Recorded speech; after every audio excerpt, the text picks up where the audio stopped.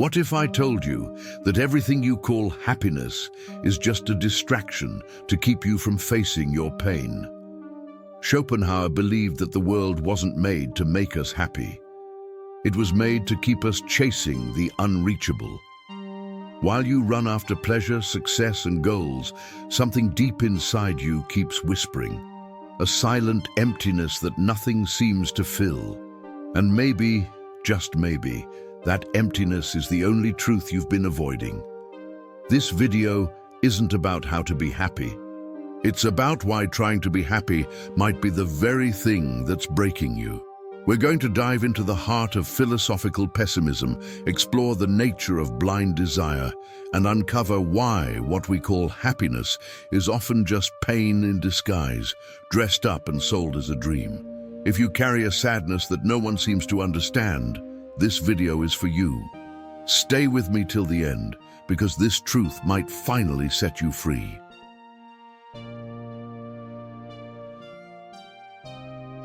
We live in an age where happiness has become a duty. On social media, it's an unreachable standard. Fake smiles, perfect vacations, idealized bodies. We're constantly bombarded with promises of instant joy, a new course, a new lover, a new product.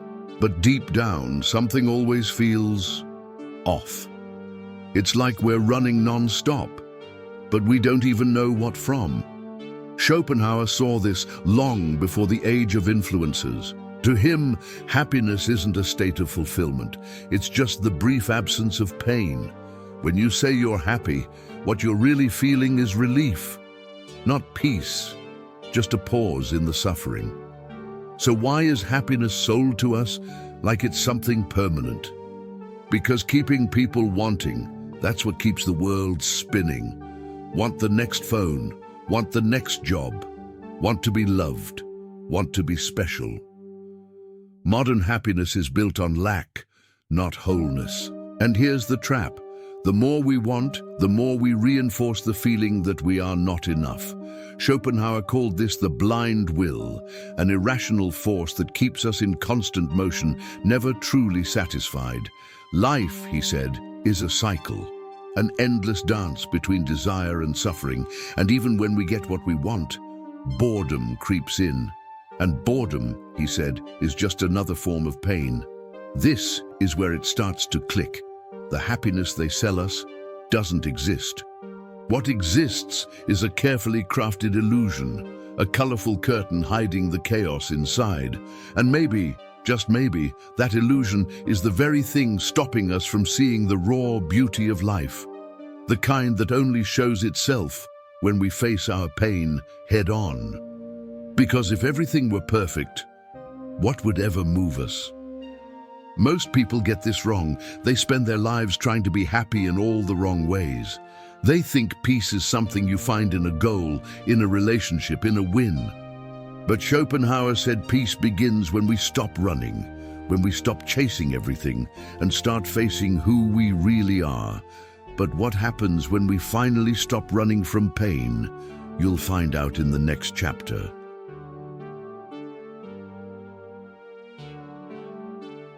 Schopenhauer believed that all suffering comes from one place, desire. We want what we don't have, and when we finally get it, it's never enough. To desire is to live in a state of constant lack. We are driven by a hunger that can't be satisfied, a kind of eternal thirst of the soul, and the cycle is brutal. When we finally get what we longed for, the pleasure is real, but short-lived. Soon after, boredom creeps in, the thrill fades, and we're already reaching for something new.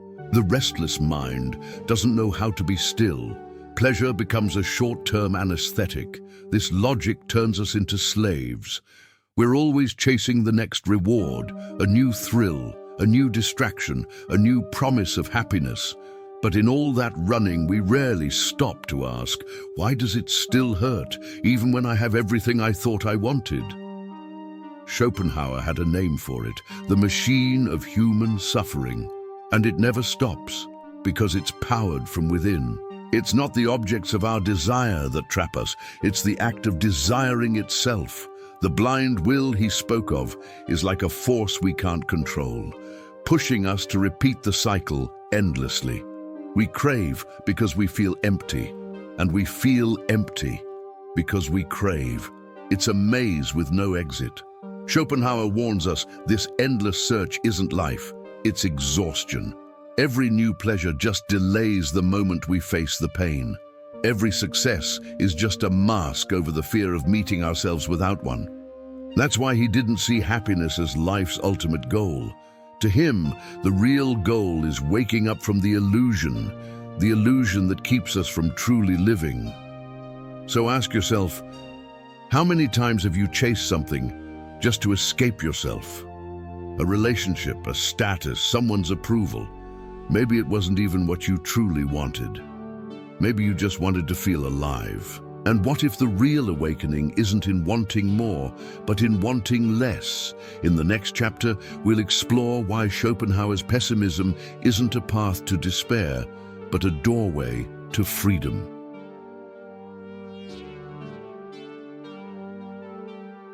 The word sounds bitter, dark, almost like it means giving up. But for Schopenhauer, pessimism wasn't surrender, it was clarity.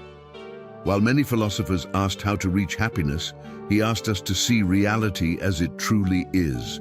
No masks, no illusions. Not to give up on life, but to understand it more deeply. In his view, the world wasn't designed to please us. Pain isn't a mistake. It's woven into the fabric of existence, and pretending it's not there only makes it worse. That's why his pessimism isn't defeat. It's a brave recognition of human suffering, an invitation to stop pretending we're okay and start being honest with our pain. Contrary to popular belief, this kind of pessimism doesn't lead to blind nihilism. Schopenhauer didn't deny life's meaning. He simply believed it wasn't found in the false promise of happiness.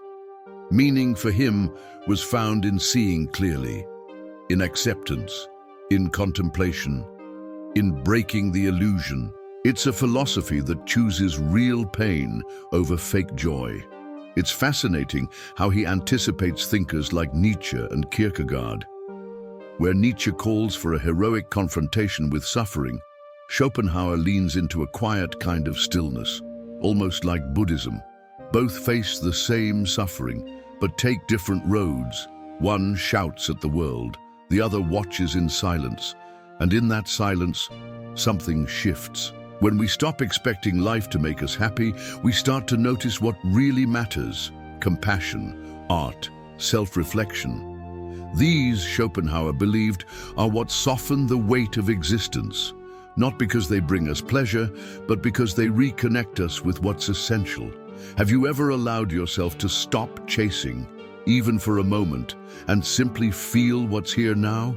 It might feel dangerous, but sometimes it's in that still moment that truth reveals itself. And what if that truth is more freeing than anything you've ever desired? In the next chapter, we'll explore the role of pleasure and why it might be the most comfortable prison of all.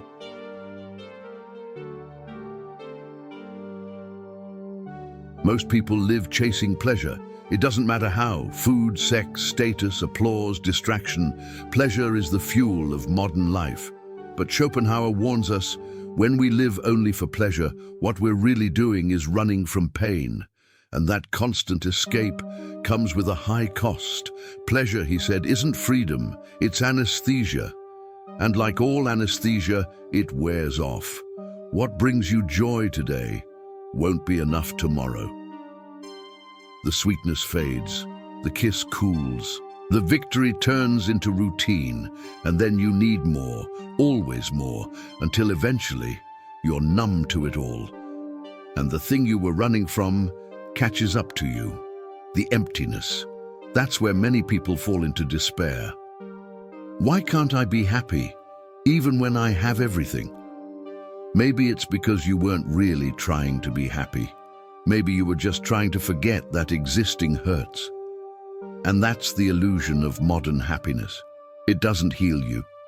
It only distracts you. It doesn't transform you. It just delays you. But for how long? Schopenhauer offers a different path. What if we stopped running from pain? What if, instead of numbing ourselves, we looked at pain fully, honestly, with attention, with respect, with depth? Because according to him, it's in that honest gaze that awakening begins. Pain isn't just suffering, it's revelation.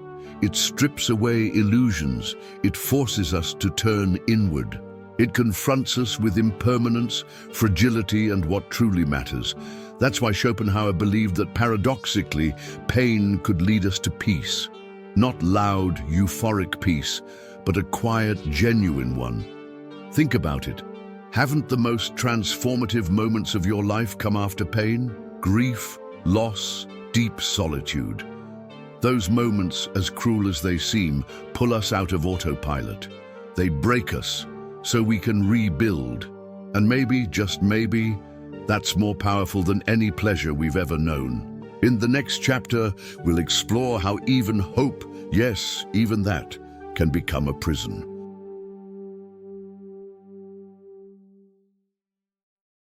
Hope feels noble.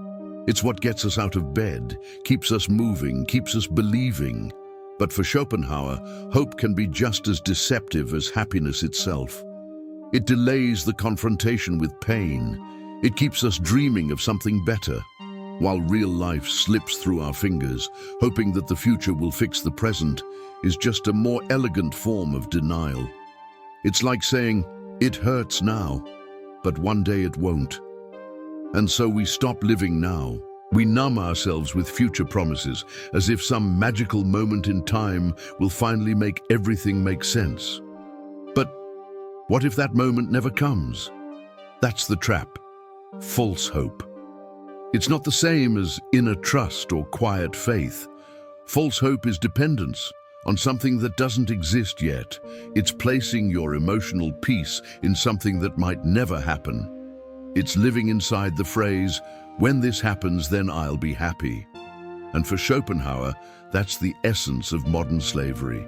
He invites us to break that illusion, to stop relying on improbable futures, to find serenity in the present. He saw hope as just another face of the blind will, the restless force that keeps us spinning in the cycle of desire.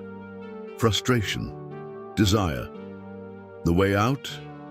Turn off the machine. This doesn't mean we stop dreaming. It means we stop clinging. It means being present even when it hurts. It means not tying your peace to a future that may never come.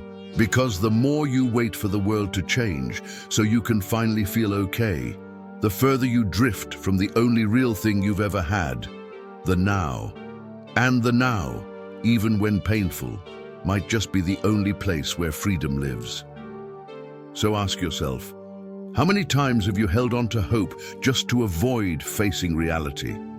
How many times have you postponed your growth, waiting for something outside of you to come and save you? Maybe it's time to stop waiting and start seeing. Because in the next chapter, we'll explore the most radical step of all, transcending the idea of happiness and finding meaning in pain.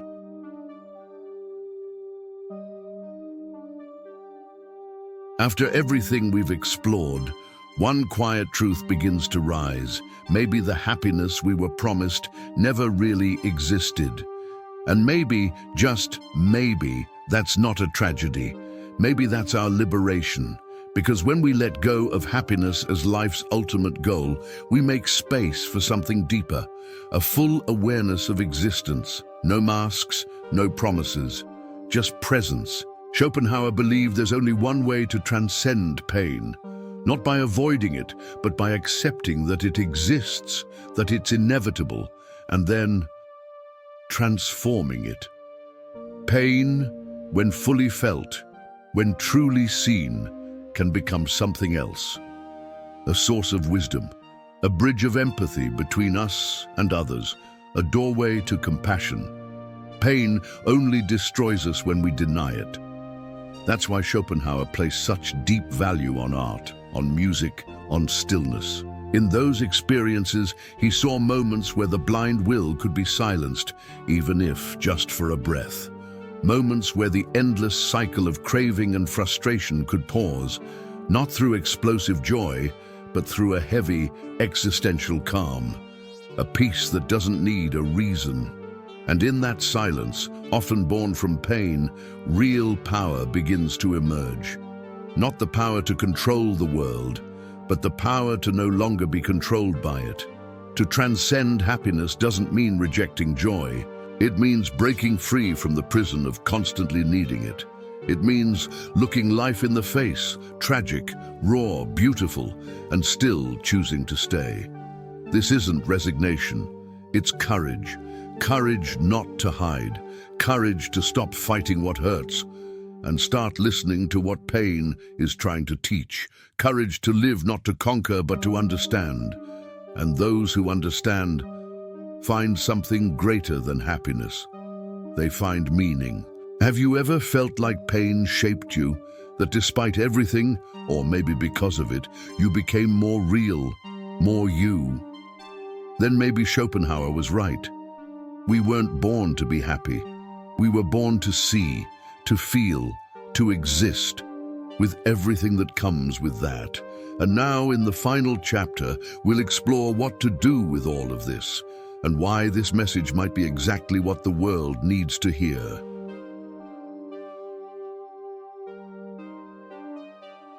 Schopenhauer didn't try to convince us that life is beautiful. He wanted to show us that even in its tragedy, life can still hold meaning. He didn't tear down the illusion of happiness to lead us into despair, but to make room for something more honest, the acceptance of suffering as part of existence. Because the moment we stop fighting pain, we start to understand it. The message is clear. Happiness as an end goal is a trap. But the deep understanding of pain, that's a doorway to freedom. We don't need to pretend anymore. We don't need to keep running. We just need to be here, now, with everything that comes with it. Yes, pain can break us, but it can also heal us. And that changes everything. If this message stirred something inside you, if you saw yourself in these words or in the spaces between them, tell me in the comments. Your pain isn't weakness. It's proof that you're alive, that you're feeling, that you're waking up, and you're not alone. This community exists to hold space for you, without judgment, without fake promises. Subscribe to the channel so you don't miss what's coming next. Each video here is made with truth for people who are tired of forced smiles. Drop a comment below. What part of this video hit you the hardest? And share this with someone who needs to stop chasing happiness and start truly living. Because in the end, maybe we're not here to be happy. Maybe we're here to wake up.